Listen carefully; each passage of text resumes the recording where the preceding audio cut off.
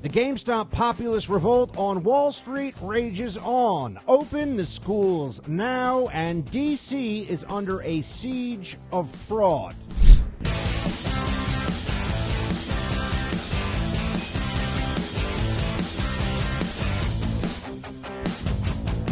The peasants have grabbed the torches and the pitchforks, and they are going after those hedge fund fat cats. My, oh my. This is quite a story, friends. Even if you've never traded a share of stock in your life, even if you could care less about what the markets are doing, because in our increasingly online, digitized, and electronically controlled world, this is the first place we've seen a populist uprising against the extreme control that we have all been subjected to over the last year. It's existed before that, of course, but given the COVID lockdowns, this new Biden era, the authoritarian impulse from social media companies, online providers of all kinds of services, the Democrat Party, the news media, and now, as we see, the Wall Street barons, that has become too much for people to bear. So what's really happening here? As I speak to you, you have enormous moves in these stocks, billions and billions of dollars changing hands. And what's so interesting to so many people is that all of a sudden, it's as though we were all sitting at a poker table, and on the one side of the table, you have these hedge funds, and they're already very rich. These people make a lot of money. They do very well, but it's never enough money, you see. Once you make your first 10 million, then you got to make 50. Once you make 50, you got to make 100. But when you amass all that cash, what do you do with it? Well, you have to buy social credibility with it. So who do you donate to? What do you give money to? Well, for one, Democrats, left-wing causes, climate change activist groups, right? Organizations that say they're about harmony and unity, but are really about the suppression of free speech. You know, maybe you give some money to the ACLU, you give some money to the Southern Poverty Law Center, whatever. That's when you become a super rich fat cat, so you can drive around in your Maserati and go between your 7 houses. You know, it's never enough either for the wife, the ex-wives, the girlfriends, or the mistresses, and I mean all at the same time. So what do? Well, as you see, they try to get even bigger leverage going. They go all in to kill American companies, or any company for that matter, as long as there's a profit, as long as they can find a way to manipulate the market to their advantage. When they have, as they did here with GameStop, this video game company that is like the Blockbuster Video of video games, when they decide that they're going to overshort it to the point where there are more people who have borrowed and then sold the stock than there are actual shares in existence, this is essentially market manipulation. And it means that this company is toast. It means GameStop is done. But people realize there's another side to the trade. And these Reddit bros and these Wall Street chat rooms, not of actual Wall Street people, but of just everyday folks, said, you know what, we're going to stick it to these hedge funds. And then you know what happened all of a sudden? As I said, at that poker table, you have the Wall Street fat cats on the one side, and you have just people, Robinhood day traders, although I think they're going to get off Robinhood now, and we'll get into that, go to other platforms. You got these day traders, and they're right on this one. And all of a sudden, it's like the casino boss has come over and is taking 2 aces out of the day traders' hands and putting it in the hands of the hedge funds. Why? Because that's the order of things. That's how it's supposed to be, don't you see? I think we're all getting very tired of this. This is the most blatantly rigged financial game in the last decade. This is the worst financial rigging that we've seen since who got bailed out and who didn't during the financial collapse.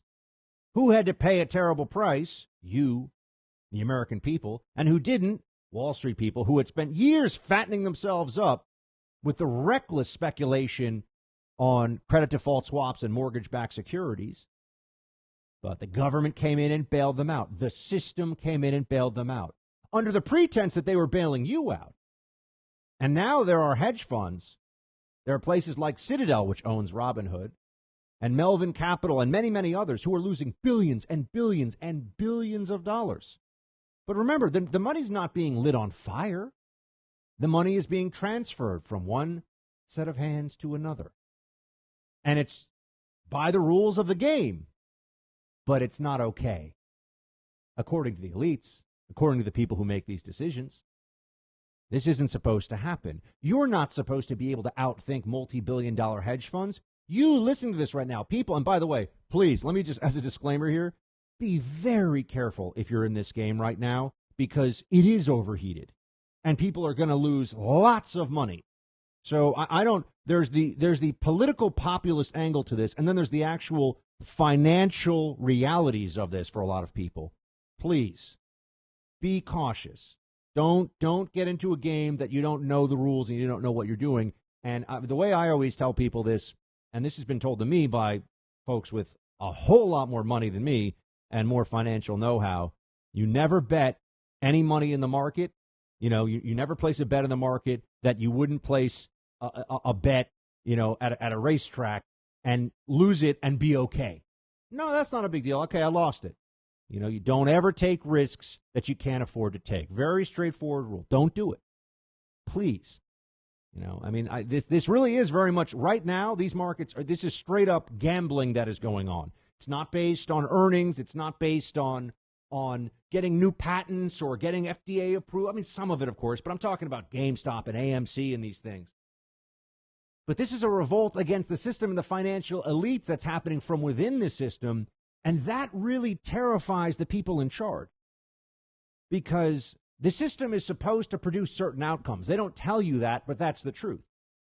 Because the people that are enforcing it, the SEC, the government regulators, the federal law enforcement agencies, you name it, the actual platforms like Robinhood that are owned by private companies, Facebook is shutting down speech about stock trading.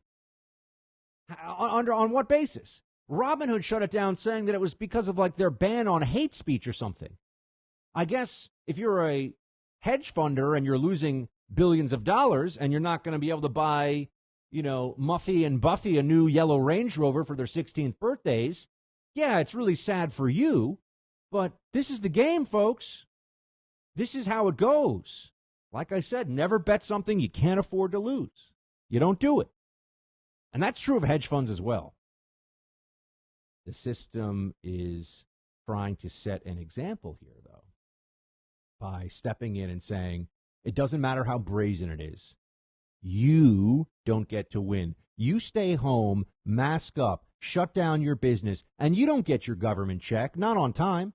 And the government owes you that money because they shut down your business. The government owes you that PPP because they're the reason, stupidly, that the economy was the worst it was since 1946, according to the latest figures. Okay, we have the worst economy in, going on 100 years.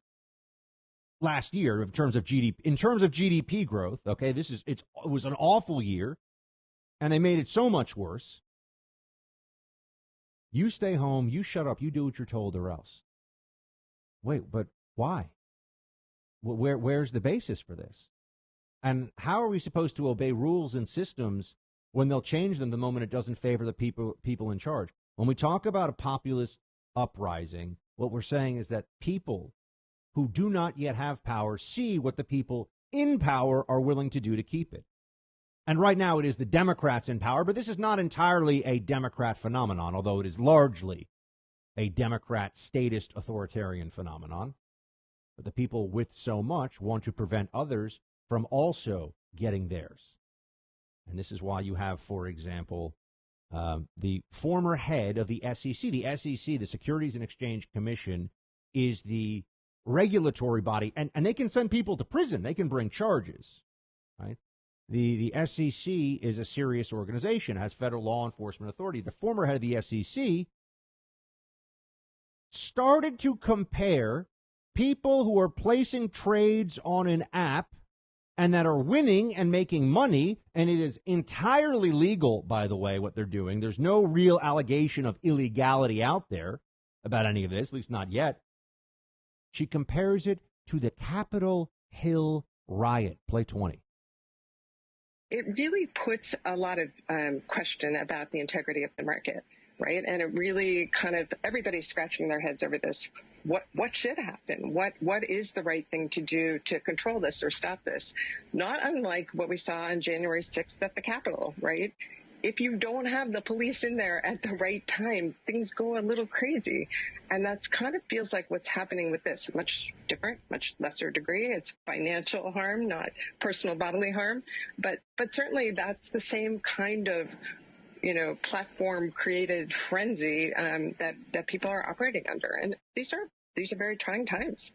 It's very important. A whole lot of differences. It's an insane comparison, but if we're going to play this out a little bit, they're upset. The elites are upset because the people that are doing this to the hedge funds, they're winning. The hedge funds are losing the money in this case. And you're supposed to lose the money. The way the stock market has been set up in recent years, as there's greater democratization of information, but also access and trading ability, is that people realize, hold on a second. These hedge funds, they mass all this capital. They don't hedge. Hedging means that they're essentially balancing out their bet so that their downside is not that big. So it's supposed to be a risk management strategy. But hedge funds they're a misnomer. That's not what they do. They go all in. They will gut a company. They will burn it to the ground. I have friends. I know people who work at the biggest hedge funds in the world. And this is what ends up happening. Yeah, sometimes they provide necessary capital and lubrication for the market and whatever, but a lot of the time they're just going in for the kill. But the other side's not allowed to win, don't you see? What's the problem here? Everyone's acting like there's some big problem. What do we do about the markets? It's the former head of the SEC. This is like the stock market equivalent of the former head of the FBI saying this is like the Capitol Hill riot. What? The WINKLEVOSS twins, you know about them. The Winklevi. You know about them probably because of their connection to Mark Zuckerberg and Facebook. They were in the social network, played by one actor, the large blonde-haired guy who rode Crew. I rode Crew in college, too. But they also are big Bitcoin and decentralized finance guys. Here's what they said on TV. And notice CNBC, the financial journal. Financial journals are every bit as guilty of sucking up to power and being little frauds as political journos are. That's one thing you're seeing here. Here's what they said to WINKLEVOSS on TV. Play 22. I think this is a much larger movement. I think it's a systemic issue, and I think that people need to fix it, or it's going to get much, much worse. I think this is a much larger issue in the threat of our country and its fragility and what's happening in the inequality. And frankly, the hypocrisy of the political leaders who say, you can't open your business and run your business and make a living during the pandemic. We won't pass a stimulus bill in time. And, oh, by the way, now you can't trade. You know, what's the next thing they're going to control and say you can't do? And what it really does... Wait a minute. Who is saying all of those things? That sounds like some attempt at whipping up something populist that's not based in fact. Is there one person who is saying all of those things? No, jackass. There are a lot of people who are taking action based upon those things. Robinhood, the app, only allowed selling of a stock yesterday. Based on what? Well, they wanted to help drive the price down on GameStop so that the short sellers would stop getting squeezed. It was bailing out their buddies, full on. Now, this is, again, it's a privately owned app, but you are led to believe that this is a platform for buying things, right?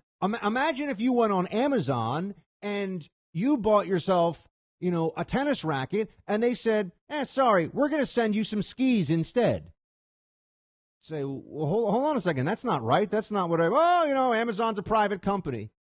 You see, now that the left has seized the heights of our institutions and corporations, now that they have control, they want absolute control. All the old arguments about, hold on, there's a greater societal good here. Hold on, there's a culture of freedom and openness and free speech. That's all discarded by them. They could care less. This is all about naked power and a grab for even more money for people who have plenty of it. And it's playing out in full view of the whole country. Where's the Biden administration on this? Where's Joe Biden? I will say there are some radicals on the left who just hate rich people. So they are, of course, jumping in on this one. But some of what they say on this is true. Some of what they say on this is reality. And even Ted Cruz agreed with AOC yesterday. She was vicious in response to him trying to reach a point of agreement on something. But even Ted Cruz is saying that this is amazing and wrong what's going on here. You're supposed to stay home because Fauci says so. Have your business shut down. Your bank account's supposed to go to zero because you don't have the assets to sit there and just keep getting dividends and the stock price rising and rising. The government's policy is inflating the assets of those who have assets. You're not even allowed to try to get ahead. You who work for a trucking company, who own a small business, who show up to a company that's been struggling and you've had to shut your doors for a while, you work in a restaurant, you work in a bar, you, the American people, are being told, shut up, stay home, we'll get you a tiny check at some point when we feel like it, while all of our buddies are getting Uber Eats delivered to them, sitting in their giant houses and apartments all across the urban centers of America, and getting richer and richer and richer on this market, and you're not supposed to be having a piece of that. A little bit, a taste, just to shut you up. You get to make 6% on your money if you're a good boy or girl. Give you a little pat on the head. These hedge fund people, they want to make 600% on their money in a month, in a day. That's what they get to have. You get your 6%, and if you try to stop the hedge funds, they're going to come for that little 6% from you, too. Maybe they'll even throw you in jail.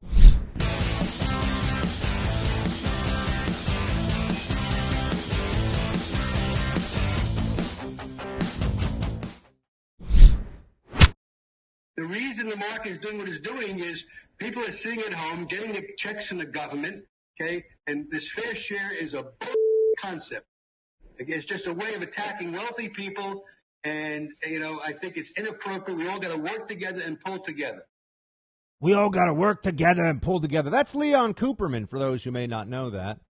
If you work on or near or know a lot of people on Wall Street, you know who that guy is. You know what he's worth? $3 billion or so. This guy's a multi-billionaire. Fair share is bleep. You heard what he said. We got to come together. He's basically telling you, I get to sit at home in front of computer screens making millions and millions and millions of dollars, of which I get to keep at least if you're running a hedge fund. They call it 2 and 20, 2% management fee, 20% of the upside you get. So you make $100 million on a $1 billion fund, and guess what? You've had a pretty good year. Some people make a whole lot more than that. But he gets to do that. He gets to just watch as the government policy inflates these asset prices with more and more spending, more and more stimulus, and he gets richer and richer and richer.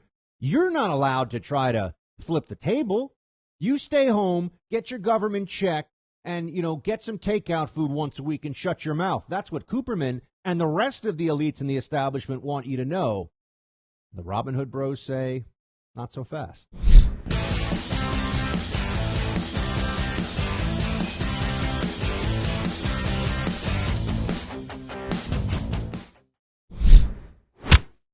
Open the damn schools everywhere. Every city, every state, all across America. The data is in. It has been in for months. It is clear. It is unambiguous. Open the schools. Any public school that is still shut down is shut down because of the crappy decisions of selfish or cowardly adults. That's it. There is no good faith, science-based argument to keep these schools closed. All this nonsense that you're hearing from people about how they need new ventilation systems and they need new PPE and we have to test kids 3 times a day, every day. We got to keep testing and testing and testing. This is anxiety-driven lunacy. And children are suffering. Children are depressed. Children's brain chemistry is being affected by this. Children are committing suicide over this. Enough is enough. And the lazy asses in the teachers' unions need a real kick in the butt. This is crazy what they're doing to kids across the country. This is wrong what they're doing to families, adults and parents who can't actually do their normal jobs, who have to handle now perhaps working remotely, although maybe they're essential workers too, but, actual essential workers who have to show up. And this is so devastating. The fact that we're even having this conversation shows how crazy it's gotten. There's this father in Virginia. I know this has gone viral, and I almost want to play this every day. He goes up to a school board meeting, and sometimes, an everyday person, just somebody, just one of our fellow Americans, stands up at a podium somewhere, and you feel it right away. Speaks for all of us who are sane. Speaks for those of us who see things for what they are and lets it rip. And here's this father of a school-aged child in Virginia who's talking at this school board meeting, and the sense of gratification and the sense of a moment of peace that you get after listening to this, because finally someone is saying it. I wanted you to have that. Here you go. Play 18. You should all be fired from your day jobs, because if your employers knew that you were more inefficient than the DMV, you would be replaced in a heartbeat. I literally just finished a conference call because I'm having to multitask to be here to address you guys. You're a bunch of cowards hiding behind our children as an excuse for keeping schools closed. You think you're some sort of martyrs because of the decisions you're making, when the statistics do not lie that the vast majority of the population is not at risk from this virus. The garbage workers who pick up my freaking trash risk their lives every day more than anyone in this school system. Figure it out or get off the podium. Because you know what? There are people like me and a line of other people out there who will gladly take your seat and figure it out. It's not a high bar. Raise the freaking bar. Open the schools, he's yelling. Open all the schools. Why is it that, as I've been saying to you, you have people who are working in drugstores and grocery stores and mail carriers and truckers and just all kinds of folks, people working for utility companies and the cable guys and gals. I mean, you name it. People are still doing their jobs. I go into a TV studio every day. Now, I'm not saying I'm essential, but people are still doing their jobs. Teachers can't do their jobs. Oh, it's so scary. It's not so scary. Stop being wimps. If you are of an age, how many teachers in the public school system are over 60? There are some. There are very few. If you are of an age where you are at risk, okay, fine. The data suggests that even though children are very unlikely to spread it to you, which people keep leaving out of this, they go, oh, it's not about the kids as much. It's about the teachers or the people around them. Children, and this is always a reminder too, they don't even really understand why. It's probably because a child's immune system is sensitive enough, strong enough, and resilient enough that it deals with the virus very quickly. And therefore, there's not the same time frame, the same incubation period where it would be transmissible to other people. That's a theory, I'm just saying, but that's one theory that I've read, because children don't seem to give this easily at all to adults. It's not like if you're with your sick roommate and you're coughing all over the place and you got COVID, very good chance indoors, long duration, there's going to be a transmission. With children, it just doesn't seem to happen at nearly the same rate. But if you're of the age, fine. If you're of the age where you are at risk, there are 25-year-olds waiting in line here in New York to get vaccines. My 74-year-old father still hasn't been able, he's trying every day, still hasn't been able to get a vaccine in New York City. Still can't do it. And I've got siblings who we're all very plugged in. We're all very internet savvy, and we're looking all over and trying to find, because you keep saying, check back, come back. I mean, this is what the website's telling you all the time. So we're all trying to make this happen. We're doing everything that we can. And yet here we are. Still can't get but 25-year-olds are getting the vaccine because they work for the teachers union, you see. This is a disgrace, and it's a disgrace that the Biden administration isn't calling this out right away, isn't backing up parents across America. This needs to end. We've run the experiment, and the lockdowners have been wrong. They have been wrong. You need to understand that. They'll never admit it because, oh my God, what a horrible thing to get wrong, right? If you want to know what the alternative was, I mean, Florida, I worry that Florida is going to, sink into the ocean if this keeps going. And I'm kidding. I know. I'm making a reference to that guy who thought Guam was going to tip over, right? I mean, Florida is just everybody I know. I'm going down there, spending more time there. I love our WFLA, WIOD stations down there, and it already feels like home to me. Florida is putting on a clinic of governance to show the rest of the country what sanity looks like. It's not perfect. There's still COVID. There's still people that are going to die of COVID. There's no question about that, but that's true everywhere. But in Florida, there's some sanity. There's some semblance of normalcy and intelligent approach to this. In New York, they're out of their minds.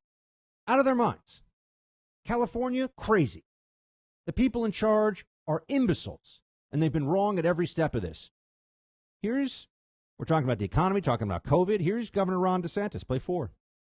I think we've done a couple things. One, we focus protection on elderly people rather than trying to shut the entire society down. So at the front end of the pandemic, I barred hospitals from discharging COVID patients back into nursing homes. That was able to save a lot of lives on the front end. And now here on hopefully the back end of the pandemic, our approach to vaccination is putting seniors first. We're focusing on our 65 and up population. We've reported over 1.1 million seniors that have gotten a shot in the state of Florida. That's almost 25% of our enormous 4.5 million senior population. And so we think that that's really important. That's where the most risk is. We also, though, understood we have to have schools open. So every parent in Florida has a right to send their kid to in-person instruction, private, charter, public, you name it. And we also say everybody has a right to work. So local government can't shut you down. They can't prevent you from earning a living. They can't prevent businesses from operating.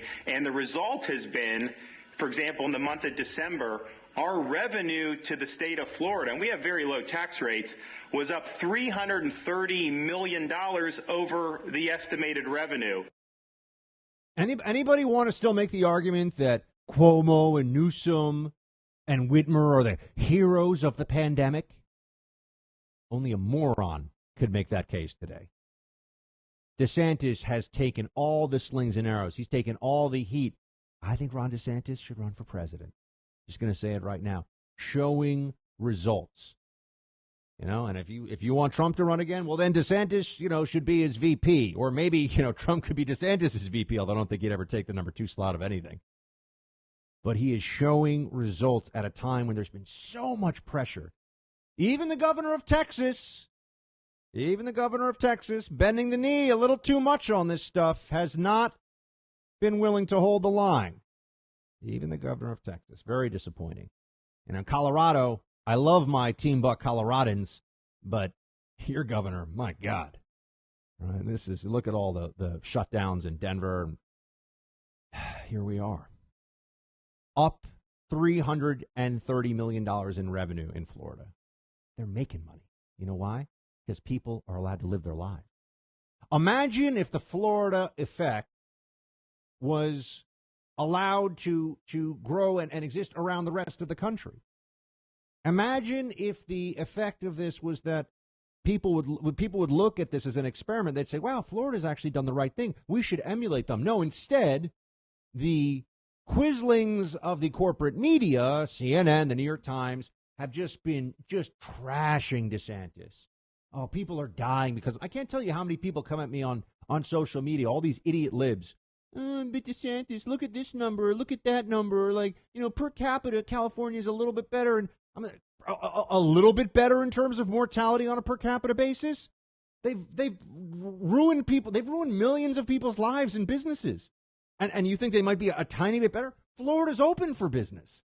How could you even compare these things? New York is finally realizing we're not going to have a state left unless we stop this nonsense. So they're beginning to edge towards sanity. I've been right. You've been right. Those of you who listen to me, if you really thought I was wrong about this, you wouldn't be able to listen to this show for the last year. Right? After a while, you'd say, Buck has lost it, man. He doesn't get it. We gotta trust Fauci. We got to trust Dr. Fauci, Buck's a good guy, and I've listened to him for years, but man, he's way off on the mask mandates and on lockdowns. These are really saving us, man. If you believe that, I don't think you'd be able to, you'd at least have to take a break from listening. So every person who listens to this, you've been voting for what I've been saying by giving me your time, by lending me your ears, and we have been right. They have been wrong. Take a moment. Let that all seep in. Let that all just wash over you for a second. All those smug blue check MDs. Excuse me, I have an MD, PhD, MA, BA, BS in everything about all the disease stuff. And you got to wear 7 masks. No, those people were wrong too, by the way.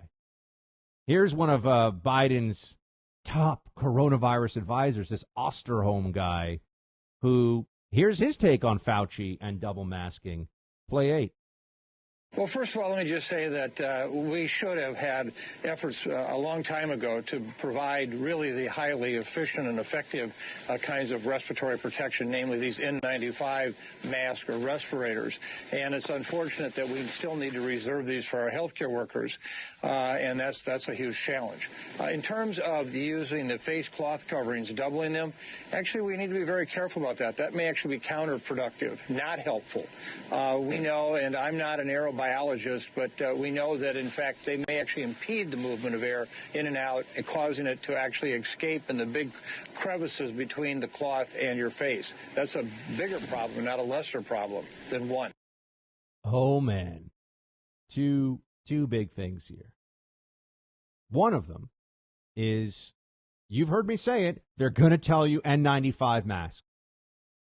The cloth masks that we've been told to cling to them for our salvation. Your freedom depends upon the cloth mask. And it does. Did that work? I don't think I can get banned yet for asking questions. Did it work? As a policy, did it work? Not theoretically in a clinical environment of a test. Could it possibly help in some cases, in some instances? I'm saying as a policy of everybody has to do this thing to deal with this pandemic, has it worked? I'm not even going to answer because you know the answer. If it worked, why are they telling us double mask? And now you have a guy who's also supposed to be so esteemed with all of his credentials saying double masking might actually be counterproductive. But wait a second, Dr. Fauci told us that double masking was, of course, more effective. You mean there are still questions about this? I thought the science was settled on this. You realize that there's no one out there who would be able to debate someone like me on this and not be made to look like a total jackass, which is why they're so nasty about all this all the time. That's why they just yell at you. That's why they ban you. That's why they kick you off the social media platforms. They threaten you.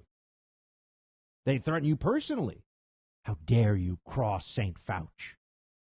Because you see, it's all a narrative of control and a narrative of self-righteousness. That's really what this has been about. I've been telling you for months, and you know it. They're going to say double mask. They're going to say it's really all about the N95 mask. Now, the N95 mask scientifically is clearly more effective than a cloth mask, and we've known that all along. But then why have they not been encouraging people to wear those N95 masks? Now they're going to go with, there'd be a shortage. Really? Was there a shortage of masks ever during this pandemic? No. Were the hospitals overrun and unable to give care in this country ever during this pandemic? No. But they keep saying it. They hope that you don't pay attention. They hope that you don't listen to shows like this, where I don't care how much they yell at me. I don't care how vicious and vitriolic they get. I've been right. You've been right. They've been wrong.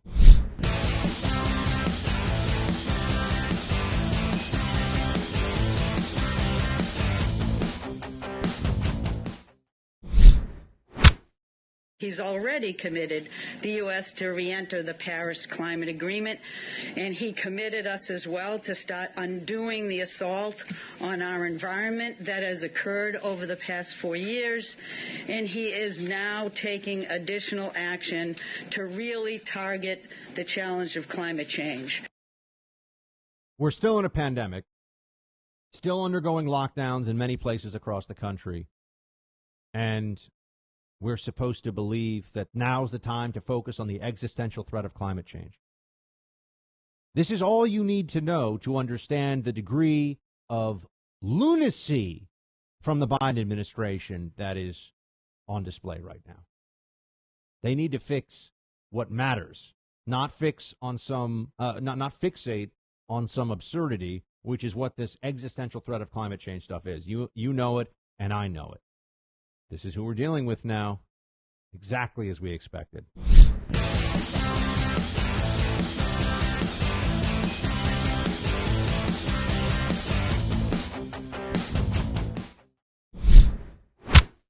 Listen to the people in charge now. That's what they want you to do. As Joe Biden would say, it's a patriotic duty. You gotta listen to the people making the rules. No joke. But just remember that people like Janet Yellen are out there making important decisions right now about your future, and you know, she's the former chair of the Federal Reserve, and she has a lot of influence in this Biden administration. She's now the Secretary of the Treasury, which really matters a whole lot. And you are not supposed to pay any attention to the fact that, well, here you go. Here's White House Press Secretary Saki Toomey. Play 14. You did mention, I believe, yesterday that the Treasury Secretary is monitoring the situation and she's kind of on top of it. There have been some kind of concerns about her previous engagements with Citadel and speaking fees that she has received from Citadel. Are there any plans to have her recuse herself from advising the president on GameStop and the whole Robin Hood situation? Well, just to be clear, what I said was that we have the Treasury Secretary is now confirmed. Obviously, we have a broad economic team. The SEC put out a statement yesterday that I referred to, but I don't think I have anything more for you on it other than to say, separate from the GameStop issue, the Secretary of Treasury is one of the world-renowned experts on markets, on the economy. It shouldn't be a surprise to anyone she was paid to give her perspective and advice before she came into office. So the Treasury Secretary, I want to be very clear, the Treasury Secretary gets paid $800,000 for speeches. Okay? It's a good gig if you can get it. From the company that owns Robinhood, the trading platform that has decided to bail out the hedge funders by screwing over the individual Main Street investors. And we should think that she's completely impartial in this whole process. We are to believe that she can be entirely trusted. You know, it's even more than the money. This revolving door between big financial institution and the Treasury and big financial institution and the Treasury is a problem. This is a conflict of interest. If this were happening in other realms, you would think, oh, my gosh, you can't, this person can't be involved in government decision-making that's going to affect not just their future earning prospects at these different institutions, but also that are going to negatively affect their buddies. You know, social connection matters a whole heck of a lot in the financial world. You don't think that the CEO of Citadel can get Janet Yellen on the phone? Hey, just keep it quiet on the whole Robin Hood shutdown thing. You know, we're going to need your support on this one. Got some very good speeches lined up for you after, you know, your 2 or 3 years as Treasury Secretary. Maybe we'll make it $1 million a speech now. You don't think it has an influence? Oh no, sure, okay. Even more, maybe he just calls her up and says, "Hey, Janet, we're buddies, we're friends. Don't use any of that sway you have in the government conversation right now to come down on us, because, come on, we're pals." You don't think those phone calls are happening? The American people are seeing how this system really works. They're seeing the swamp strikes back. That's what this is. The swamp is back in charge. They're flooding Main Street. There are gators going around looking to eat whatever they can. That's what's going on. And the people that promise you that they would protect you are the ones that are actually the alligators, the Democrats. And then that brings me to the absurdity of the focus right now on climate. You know, on all of the lists of policy ideas and concerns, climate change is barely in the top 20 most of the time. I mean, you know, it's below the economy and healthcare and immigration and national security and, you know, trade and employment, and you got like climate change is, you know, way, way down the list. And Democrats are completely fixated on it right now. Why? Because this is where they can have the most radical impact in the shortest time, and they need to do it before we figure out what's really going on. They need to do it before people wake up and say, hold on, Biden is a Trojan horse for the other side. He's not some moderate who's going to be, you know, helping us out and making sure that Main Street can pay their bills. No, that was all a fraud. The Biden campaign was a fraud. We should all keep that in mind. We're not getting what was promised here. And I mean the American people are not getting what was promised, and they never will. The Democrats run candidates saying one thing with the expectation from the base, from the activists, and from the elites that they're all going to get theirs. They're all going to get something else from this candidate. This is the game they play. This is how they run it. AOC, who is, I don't find many politicians frightening. Now, I don't mean personally, but I mean their ideas. I'm not frightened by that many politicians' ideas. But AOC is actually, she is both so influential and so ignorant at the same time that it is unsettling. It goes beyond the normal stuff we see. Like Nancy Pelosi, she's cunning, she's ruthless, she's a liar, and she's not in any way an intellectual or bright, but she knows what she's got to do. But she wants to keep the system as it is. I mean, you know, she doesn't want things to get so rough that the servants can't get to her mansion and bring her Chardonnay. So she's there are limitations on her crazy. That's the nicest thing Buck has ever said about me. Yeah, there are limitations on her crazy. There are no limitations on AOC's crazy. She would be willing to plunge the country into a massive economic depression if she believed that it served the interests of social justice. That's really disconcerting. That's really challenging because she's also listened to by so many people. I see sometimes they'll do these live streams and a clip will appear in my feed because AOC will say something so crazy. And I'll see all these young people who are just, you know, yeah, you're our champion and you're our future and everything. And I just, oh my gosh. You know, I try not to be the guy who says, look, there are dumb Republicans, there are dumb Democrats. You know, there are smart people that I really disagree with and think are bad on policy, but I recognize that they're smart. And AOC, I don't like to run around and just call people stupid, but she is very dumb. And she is also very powerful. And that's a dangerous combination for somebody who is in government and has so much sway over the conversation. And she likes what Biden's doing. So let me also say, Biden is dumb. Oh, maybe as dumb as AOC. I mean, Biden's a pretty ignorant dumbass. But Biden is supposed to be more of a moderate. And yet AOC likes what she's seeing from this Biden administration so far. That should be a red flag, friends. Play 12. No, I'm feeling extraordinarily encouraged, and I think that the significance of President Biden's executive orders communicates a lot. One is that it really communicates that he meant what he said on the campaign trail, that he would make climate change a central priority of his administration, and that he considers it not just a national security threat, but frankly, you know, the global matter that it is. But it also really signifies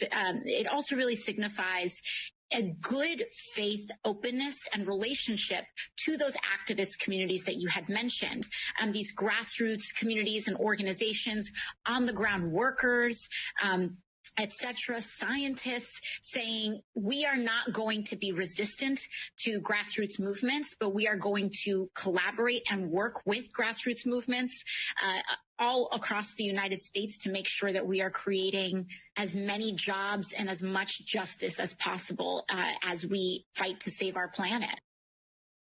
Justice is the single most abused and misused word by the left. Don't ever forget it.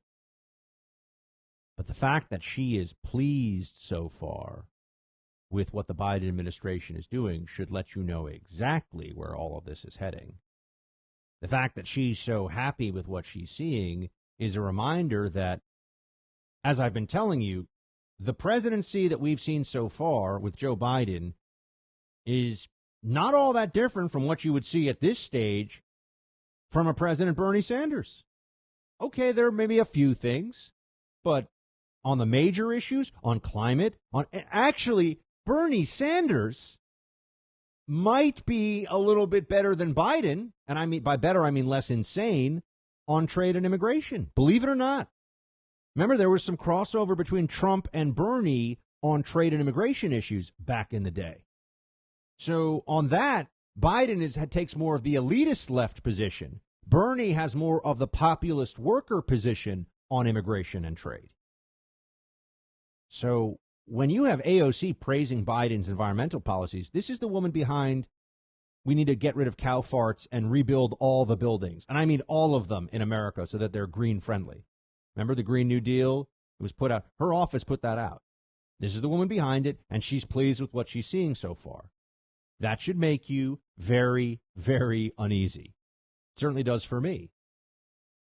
We're going to be in for quite a ride here. We need to pay very close attention to what they're actually doing and what their plans are going forward, because you know the media is going to be doing nothing but running cover for them.